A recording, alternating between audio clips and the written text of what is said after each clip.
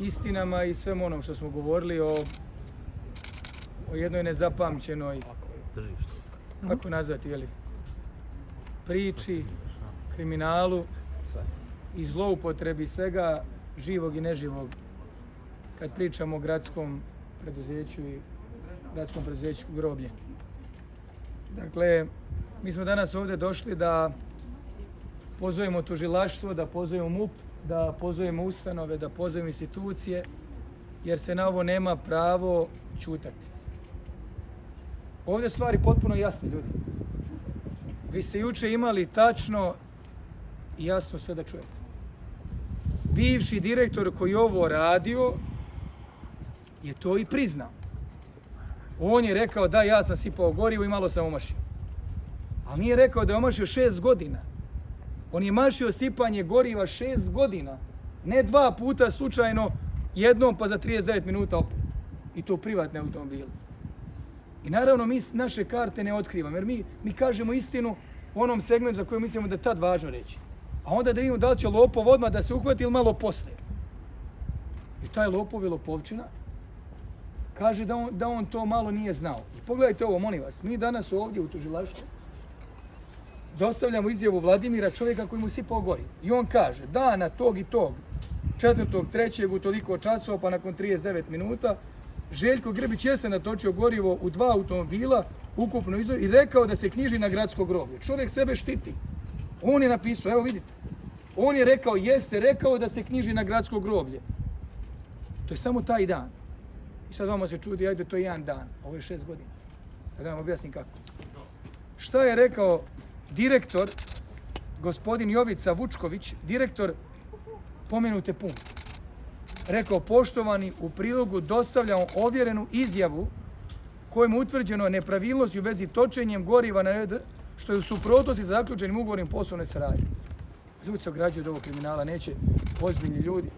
Znate, kad dođe direktor i kaže sipaj, ljudi misle da direktor odlučuje i nažalost odlučuje na ovaj način. Mi ovdje imamo situaciju da je 6 godina sipano gorivo i točeno. 6 godina negdje je prosječno 60, 70 i više hiljada. Što sve kada saberete za taj period, 367.000 konvertibilnih maraka natočenog goriva, gdje po broju automobila i svemu što se vidi 2 puta više potrošeno novca minimalno. Što znači da je neki 180.000 maraka točeno u privatne automobile za taj period. Radi ovaj direktor.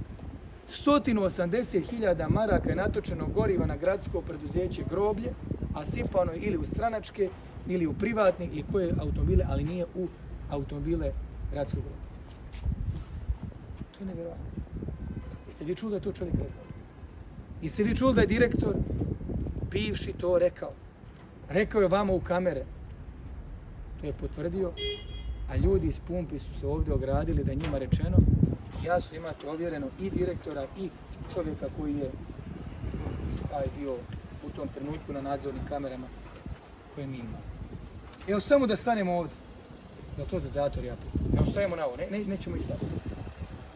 Ali ićemo dalje. Jeste vi čuli juče da je direktor Groblja rekao da jesam svojoj ćerki kupio grobno mjesto? I znamo šta je život i da se i to život ne priča, nažalost. Životna priča, Bogu dragom hvala da je ćerka živa, zdrava i čuo se da živi u Frankfurtu. Živo je zdravoj ćerki za 22. rođendan i novu godinu kup grobno mjesto. I da pri tome, evo u redu, neko ima, ne znam, evo, rećemo da je to nečija praksa. Što onda prodao? Što je prodao po 6 puta, više od 6 puta većoj cijeni. I što je prodavao ostala grobna mjesta po 6 puta većoj cijeni. Kako je kupio? I ljudi to samo da dobro shvate. Ovdje se radi da je se kupovalo golo zemljište groblja i groblju se platilo 900 maraka, 994 kako on kaže. Znači platilo se manje od 1000 maraka. A onda se kamenjem groblja, mehanizacijom groblja i radnicima groblja od placa pravila grobnica i prodavala po 6 puta većoj cijeni. A pri tome nemamo ni jednu fakturu, nemamo da je taj kamen ušao, nemamo ništa. Osim tog sad grobnog mjesta koje, da shvatite, po papirima i dalje plac. Vi sada po papirima mislite da je tu samo zelena površina. Međutim, to je grobno mjesto već prodano i novac uzet. Šta je najveći paradoks? Molim samo da objasnim. Čuli ste izjavu Jokića, direktora koji je bio poslije ovog i o tome ćutao, on kaže da se nisu prodavala ta mjesta i Grbić kaže da ne zna da li mu je ćerka prodala. Molim vas, možete samo naći onaj papir. Samo da naći jedan papir. Zamislite sad ovog paradoksa. Da Grbićeva ćerka je prodala drugom licu, imamo njegovo ime, za 6.000 maraka grobno mjesto, ona ima 22 godine i već je kupila i prodala grobno mjesto. I pri tome tu kupoprodaju je potpisao, ko je potpisao, recite, Jokić, upravo onaj siledžija koji jučer upao na pres konferenciju. I kaže kako mi na nekim, znate, ovdje se ne radi, ovo se radi o njima. Ovdje se ne radi to da neko želi da spočitava kako mi na nekim temama, kako su na tim temama krali. A nama je zabranjeno o tim temama da pričamo. Znači, da li vjerujete da grobno mjesto, znači prvi direktor SPS-a, Grbić, je kupio svojoj ćerki za Novu godinu grobno mjesto?